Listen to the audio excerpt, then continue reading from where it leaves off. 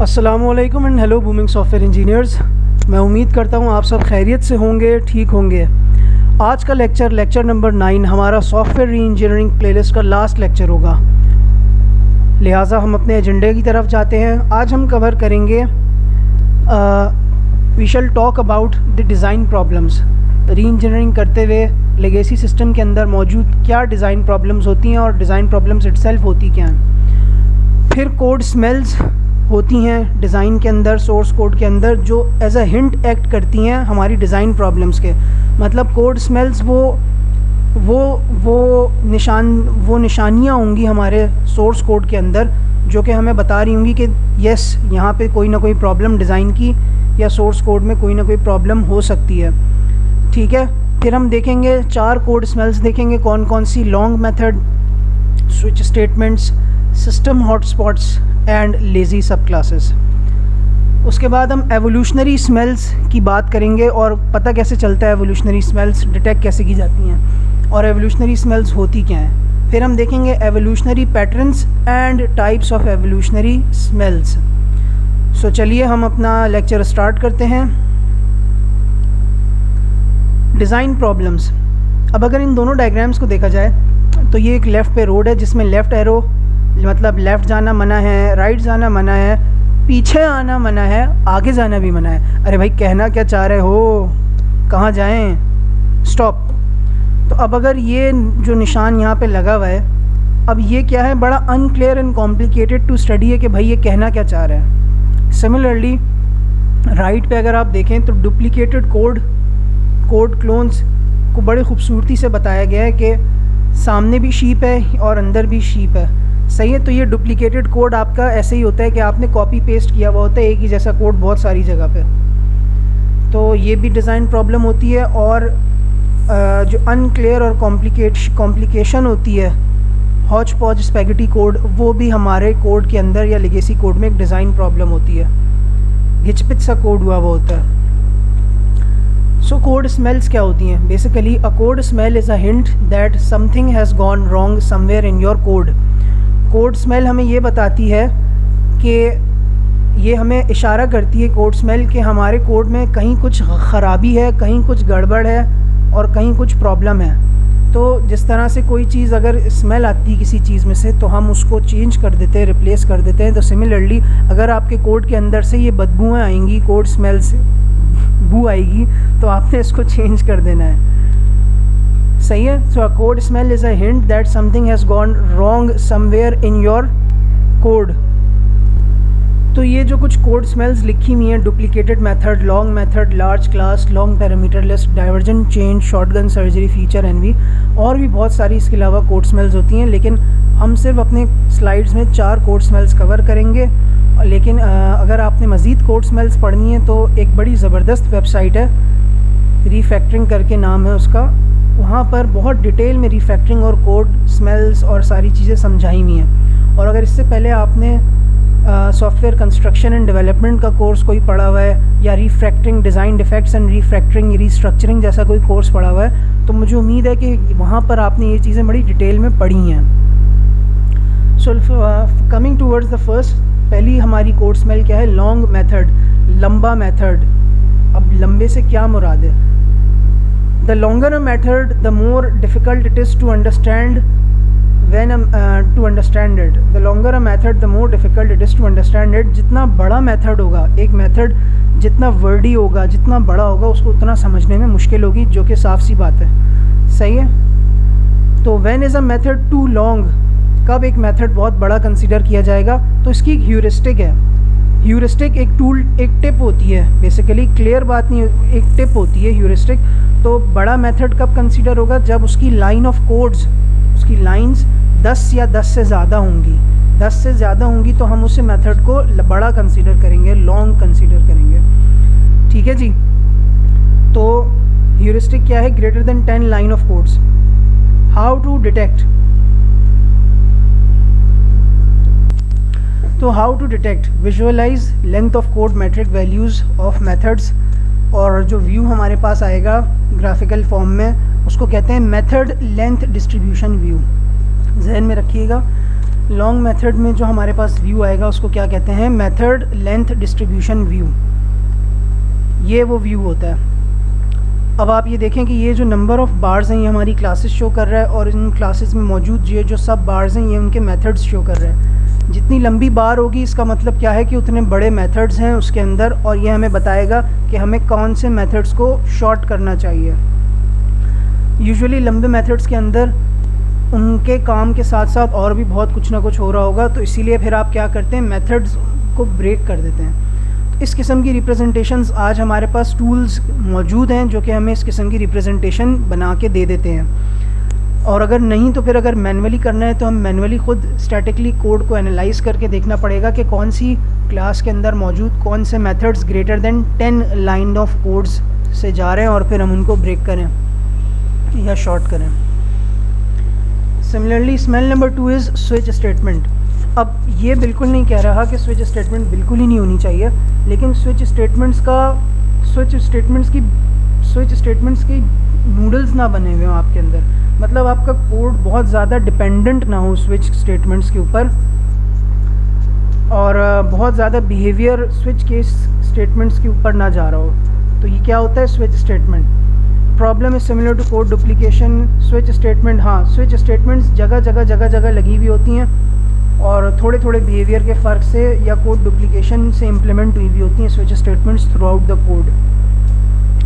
Switch statement is scattered in different places, जिस तरह मैंने आपको बताया। How to detect, visualize McCabe cyclomatic complexity metric to detect complex methods.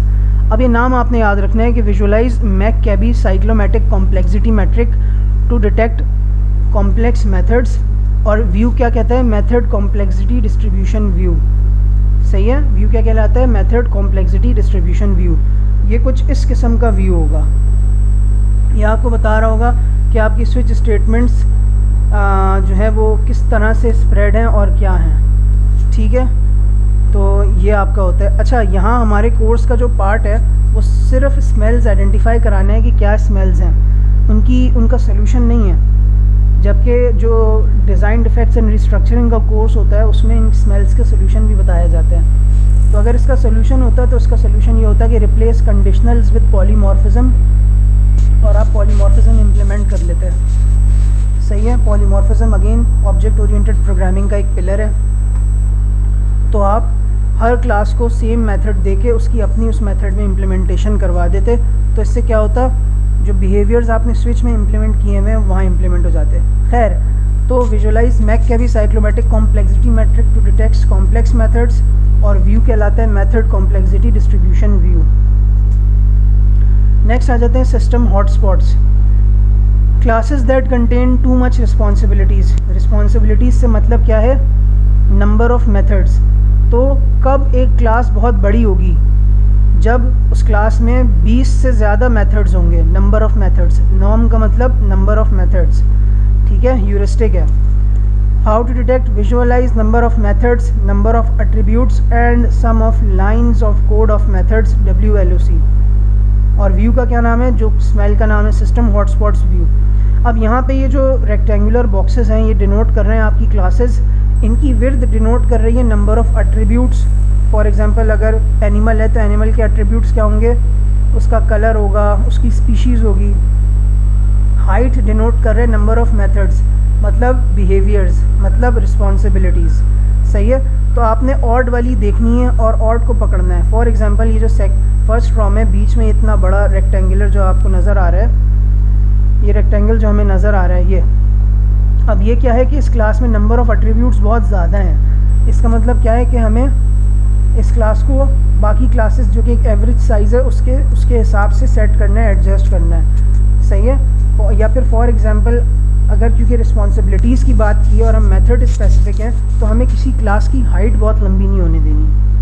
ठीक है, अगर मेथड एट्रीब्यूट ज़्यादा हैं तो हमने देखना है कि भाई इनकी इनहेरिटेंस हो सकती है नहीं हो सकती, और अगर हाइट ज़्यादा है मतलब नंबर ऑफ़ मेथड ज़्यादा हैं तो हमें देखना है कि भाई ये मेथड्स इसी के हैं जेन्युइनली या कुछ कम किए जा सकते हैं, या अगेन इससे कोई डिराइव्ड क्लास निकाली जा सकती है, चाइल्ड क्लास। फॉर एग्जांपल अगर आप देखें तो पहली वाली रो में क्लास में एट्रीब्यूट्स ज़्यादा थे तो वो देखें ये थिक थी, इसकी विड्थ ज़्यादा थी। नीचे वाली क्लासेस में जो फर्स्ट है इसकी विड्थ भी ज़्यादा है, इसका मतलब नंबर ऑफ़ एट्रीब्यूट्स इसमें भी ज़्यादा हैं। फिर जो सेकंड रो में ये लास्ट वाला जो बार है, इसमें देखें नंबर ऑफ़ विड्थ इसकी बिल्कुल नहीं है, मतलब नंबर ऑफ़ एट्रीब्यूट्स बिल्कुल नहीं है, लेकिन हाइट बहुत ज़्यादा है, मतलब नंबर ऑफ़ मेथड्स बहुत ज़्यादा हैं। तो इसका मतलब है ये एक एनॉमलस क्लास है, इसको आपको रिफैक्टर करना पड़ेगा, या तो इसको ख़त्म करना पड़ेगा या तो उसके अंदर इसकी डाटा एट्रीब्यूट्स डालने पड़ेंगे। ठीक है, तो ये व्यू क्या था, system hotspots view. Width represents number of attributes, height represent number of methods. Heuristic क्या है सिस्टम हॉटस्पॉट्स में, रिस्पॉन्सिबिलिटी का कि ग्रेटर देन 20 मेथड्स अगर हों तो क्लास सिस्टम हॉटस्पॉट है।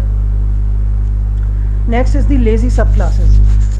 लेज़ी सब क्लासेस क्या कहती हैं, a class that is not doing enough to pay for itself should be eliminated. एक ऐसी क्लास जिसमें या तो बहुत ज़्यादा उसमें बहुत ज़्यादा काम ना हो रहा हो, ना बहुत ज़्यादा एट्रीब्यूट हो, या ना बहुत ज़्यादा उसमें फंक्शंस हों।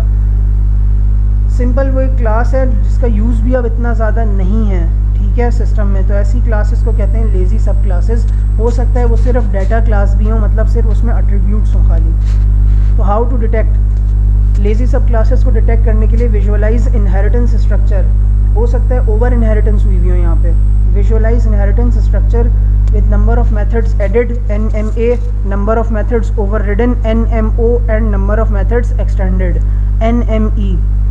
सही है, तो NME क्या होता है, नंबर ऑफ़ मेथड्स एडिड, तो पता है कितने मेथड्स ऐड हुए हैं चाइल्ड क्लास में नए उसके अपने, कितने मेथड्स ओवरराइड हुए हैं पेरेंट के चाइल्ड क्लास में। और नंबर ऑफ़ मेथड्स एक्सटेंडेड का मतलब क्या होता है कि कितने मेथड्स पेरेंट के एज इट इज़ जो हैं वो चाइल्ड यूज़ कर रहा है, चाइल्ड को अलाउड हैं।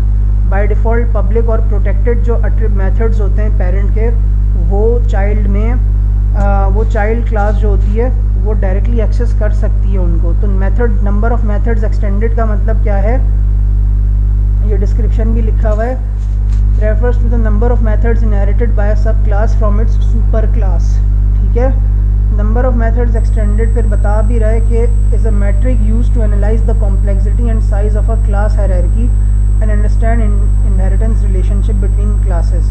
तो जिस तरह मैंने आपको बताया नंबर ऑफ़ मेथड्स एक्सटेंडेड वो मेथड्स हैं जो कि डायरेक्टली पेरेंट क्लास से चाइल्ड क्लास में एज इट इज़ आ रहे हैं, child class as it is use कर रही है। तो लेज़ी सब क्लासेस क्या होती हैं, अ क्लास वो क्लास जो बहुत कुछ ख़ास काम नहीं कर रही होती, रिज़ल्ट ऑफ ओवर इनहेरिटेंस होती है, या खाली डाटा क्लासेस होती हैं। ठीक है, तो उसके लिए visualize inheritance structure with NMA number of methods added, NMO number of methods overridden and NME number of methods extended. ये व्यू क्या कहलाएगा, व्यू कहलाएगा इनहेरिटेंस क्लासिफिकेशन व्यू।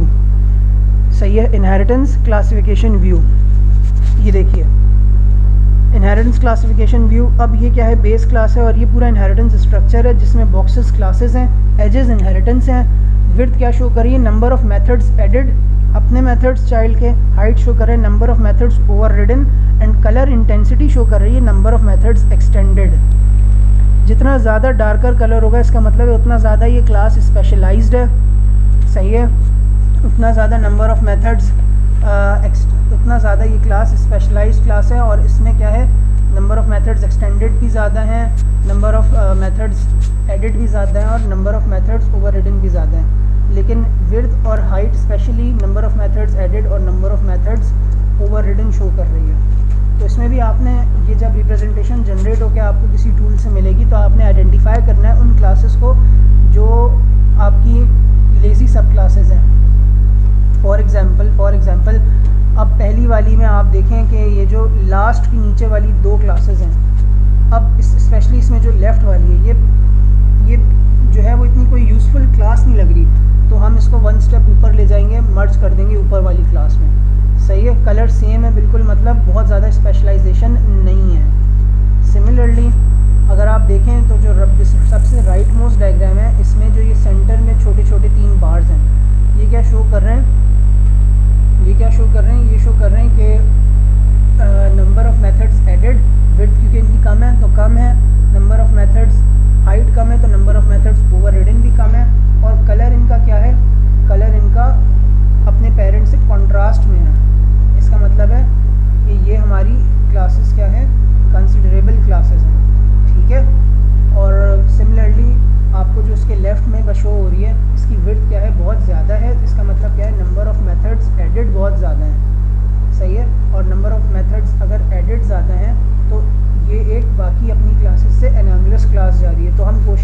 इसको ब्रेक कर दें मज़ीद। सही है, तो ये वाली बात है। तो it depends upon completely the source code. ये रिप्रेजेंटेशन सिर्फ एक आपको आइडेंटिफिकेशन देती है। अब आ जाते हैं अंडरस्टैंडिंग एवोल्यूशन। जब changes can point two design problems, evolutionary smells. जब आप री इंजीनियरिंग करते हैं लेगेसी सिस्टम की और एक नया सिस्टम बनाते हैं, तो या फिर आपका नॉर्मली वक्त के साथ साथ सिस्टम इवॉल्व करता जाता है, पैचेस वगैरह लगा के, क्विक फिक्सेस लगा के, तो एवोल्यूशनरी स्मेल्स जनरेट होती हैं, एवोल्यूशनरी स्मेल्स जन्म लेती हैं। But overwhelming complexity, how can we detect and understand changes. तो एवोल्यूशनरी स्मेल्स को पकड़ने का तरीका क्या है? दो तरीके हैं जिसमें हम एक कवर करेंगे, एवोल्यूशन मैट्रिक्स एंड कीविएट ग्राफ्स। हम कवर करेंगे एवोल्यूशन मैट्रिक्स। एवोल्यूशन मैट्रिक्स में क्या होता है, जिस तरह बताया, बॉक्सेस रिप्रेजेंट क्लासेस, ठीक है, width represents number of width represents number of attributes and height represents number of methods, ठीक है। तो वो इसी तरीके से बता रहे हैं हाइट क्या होगी, विड्थ क्या होगी। The classes can be categorised according to their personal evolution and to their system evolution. तो ये जो एवोल्यूशनरी मैट्रिक्स है, इसमें हम क्लासेस को दो तरीके से कैटेगराइज कर सकते हैं। क्लासेस का अपना पर्सनल एवोल्यूशन कि वो किस तरह इवॉल्व हुई है इंडिविजुअल क्लास, या एज अ होल सिस्टम किस तरह इवॉल्व हुआ है। Evolutionary patterns. अब ये जो है मैट्रिक्स, ये मैट्रिक्स है एवोल्यूशन मैट्रिक्स, ठीक है। इसमें आपको बता रहे हैं ये जो स्क्वायर छोटे छोटे बॉक्सेस हैं, ये क्लासेस हैं। जो ग्रीन हाईलाइटेड 3 बॉक्सेस हैं लेफ़्ट पे, ये फर्स्ट वर्जन है। फिर आहिस्ता आहिस्ता ये जो रेड हैं, ये एडिड क्लासेस हुई। फिर आप देखें ये जो मेजर लीप लिखा हुआ है, इसमें क्या है, अचानक से बहुत ज़्यादा क्लासेस ऐड हुई हैं। इस वक्त सिस्टम किस स्टेज में, ग्रोथ स्टेज में। उसके बाद आप देखें ये जो ब्लू हैं, ये रिमूव क्लासेस हैं, जो कि क्लासेस हट चुकी हैं। उसके बाद आप देखें ये जो नीचे वाला हिस्सा है, ये कंपैरेटिवली स्टेबल है। इसमें क्लासेस ना कम हो रही हैं, ना बढ़ रही हैं, ना घट रही हैं, ना बढ़ रही हैं। तो ये टाइम के साथ साथ क्या हो रही है, स्टेबिलिटी आ रही है सिस्टम के अंदर। By the end of this आप देखें आपके पास लास्ट वर्जन में क्या बचता है, लास्ट वर्जन में ये हाईलाइटेड है ग्रीन से लास्ट वर्जन। तो ये एवोल्यूशन मैट्रिक्स होता है जो कि आपको जनरेट हो जाता है प्रोग्राम से, टूल से, और ये आपकी ओवरऑल एवोल्यूशन दिखाता है क्लास सॉफ्टवेयर की, सिस्टम की एज अ होल। अब अगर इन्हीं के अंदर अगर आप पर्सनल एवोल्यूशन पे चले जाएं क्लासेस की, तो क्या होगा, इनकी जो बॉक्सेस की हाइट और विड्थ है ना, ये वेरी करेगी। मतलब हर बॉक्स की हाइट और विड्थ वेरी कर रही होगी हर टाइम के साथ साथ। Evolution patterns and smells. तो ये जो पहली दो चीज़ें हैं, डे फ्लाई एंड परसिस्टेंट, ये एवोल्यूशन पैटर्न्स हैं। और बाकी नीचे के 4, pulsar, supernova, white dwarf, red giant, idle, ये सब एवोल्यूशनरी स्मेल्स हैं। तो हम देख लेते हैं कि परसिस्टेंट क्या होता है, persistent and day fly. Persistent वो क्लासेस हैं जो कि शुरू से लेकर आखिर तक मौजूद रहती हैं एक सिस्टम के अंदर। persistent has the same lifespan as the whole system, part of the original design, perhaps wholly dead code which no one dares to remove, तो वो कहलाती हैं persistent। जबकि डे फ्लाइज क्या होती हैं, ऑरेंज में हाईलाइट हुआ हुआ है, एग्जिस्ट वो क्लासेस होती हैं डे फ्लाइज जो एग्जिस्ट करती हैं during only 1 or 2 versions. Perhaps an idea which was tried out and then dropped, आपने ऐसे ही आइडिया में कुछ ट्राई करने के लिए 1-2 क्लासेस डाल दी, बट आपने बाद में उनको रिमूव कर दिया, तो वो क्लासेस डे फ्लाइज कहलाती हैं। सो ये आपकी दो क्या थी, ये आपकी एवोल्यूशन पैटर्न थे। नेक्स्ट आपकी क्या है, ये आपकी स्मेल्स हैं, एवोल्यूशनरी स्मेल्स, पुल्सार एंड सुपरनोवा। पुल्सार आप देखें पल्सेस की तरह क्लास नज़र आ रही है, तो रिपीट कभी बड़ी है फिर छोटी हो रही है, फिर छोटी से बड़ी हो रही है, फिर बड़ी से छोटी हो रही है। तो पुल्सार क्या है, repeated modifications makes a class grow and shrink. हो सकता है सिस्टम हॉटस्पॉट हो, every system version requires changes, ठीक है। सिमिलरली सुपरनोवा में क्या होता है, शुरू में छोटी होती है क्लास और अचानक जाके बड़ी होना शुरू हो जाती है। Sudden increase in size, possible reasons क्या हो सकते हैं, massive shift of functionality towards the class.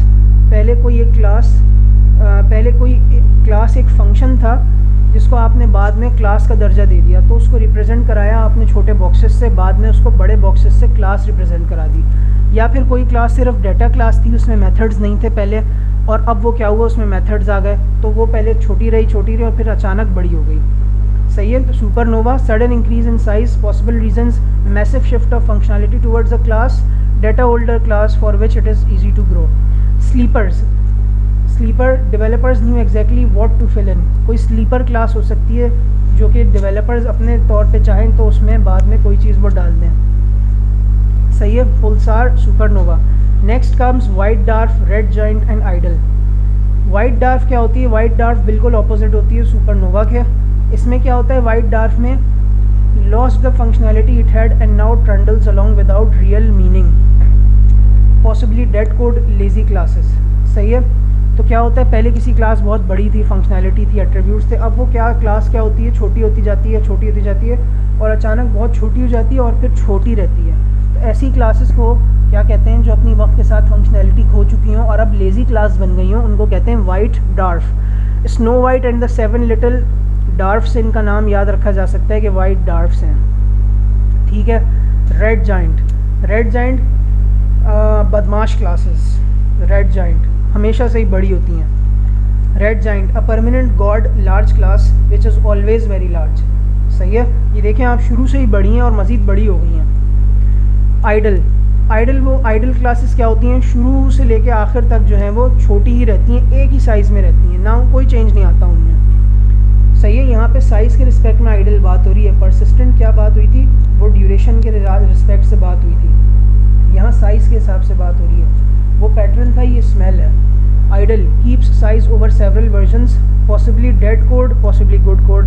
ये कोई ऐसी क्लास भी हो सकती है कि जो डेड कोड हो, ये कोई ऐसी क्लास भी हो सकती है जो कोई गुड कोड हो, जिसमें कनेक्शंस बिल्ट हो रहे हों या डिस्ट्रक्टर्स हों या एब्स्ट्रैक्ट क्लासेस बनी हुई हों, कोई ऐसी क्लास जो कि शुरू से ही सेम रहती है, तो इनको आइडल कहते हैं। सही है जी।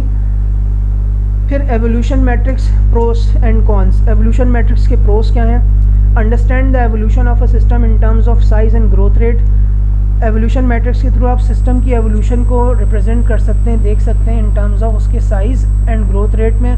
इंट्रोडक्शन ऑफ न्यू क्लासेस, पता चलता है कि न्यू क्लासेस आ गई हैं, कैसे आई हैं, कब आई हैं। और रिमूवल ऑफ अनवांटेड क्लासेस, वो भी पता चल जाता है। Detection of evolution patterns and smell, हाँ एवोल्यूशन पैटर्न भी पता चल जाता है और उसमें एवोल्यूशनरी स्मेल्स भी पता चल जाती हैं। तो 4 एडवांटेजेस थे और 3 डिसएडवांटेज क्या हैं? स्केलेबिलिटी, अगर आपका ड्यूरेशन बहुत बड़ा है तो भाई बहुत लंबा हो जाएगा, स्केल नहीं कर सकते एवोल्यूशन मैट्रिक्स को ज़्यादा। ठीक है। या तो कोई सॉफ्टवेयर यूज़ हो रहा हो जो स्टोर भी कर रहा हो। स्केलेबिलिटी एक इशू है। Number 2, limited to 3 metric values पर ग्राफ, मतलब आप 3 मेट्रिक वैल्यूज़ ले सकते हैं ग्राफ में। फॉर एग्जांपल विड्थ ले ली, हाइट ले ली, कलर का कॉन्ट्रास्ट ले लिया। इससे ज़्यादा मैट्रिक्स आप एवोल्यूशन मैट्रिक्स में जो है वो नहीं डाल सकते। ठीक है। Fragile regarding the renaming of classes, what if a name of the class was changed. हाँ, अब भाई कोई ऐसी क्लास अगर हुई है जिसका नाम चेंज हुआ है, तो उस वक्त उस केस में उसकी रिप्रेजेंटेशन एवोल्यूशन मैट्रिक्स में क्या आएगी? ये चीज़ अनक्लियर है और ये चीज़ हैंडल नहीं हो रही है एवोल्यूशन मैट्रिक्स में। ठीक है। तो कॉन्स क्या हैं? 3 कॉन्स हैं। Scalability, limited to 3 metric values पर graphs, fragile regarding the renaming of classes. सही है। So that was all. एक बार हम रिव्यू कर लेते हैं कि हमने क्या क्या देखा। सबसे पहले हमने देखा डिज़ाइन प्रॉब्लम्स क्या होती हैं, ठीक है, और उनसे क्या नुकसान होता है। डिज़ाइन प्रॉब्लम्स आइडेंटिफाई और सामने निशानदेही कैसे होती है? कोड स्मेल्स से होती है।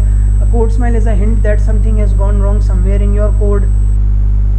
लॉन्ग मेथड देखा हमने, उसका ह्यूरिस्टिक था greater than 10 line of code, length of codes, line of codes. How to detect method length distribution view, ये व्यू था। फिर हमने देखा स्विच स्टेटमेंट्स किस तरह देखी जाती हैं, रिडंडेंसी और रिपीटिशन होती है कोड की स्विच स्टेटमेंट्स में। Visualize McCabe cyclomatic complexity metric to detect complex methods, method complexity distribution view, जो कि ये था, हमें बता रहा था कि कहाँ पे स्विच केसेस की वजह से गड़बड़ हुई हुई है और जहाँ पे चेंजेस की ज़रूरत है, डेंसिटी कहाँ पे ज़्यादा है।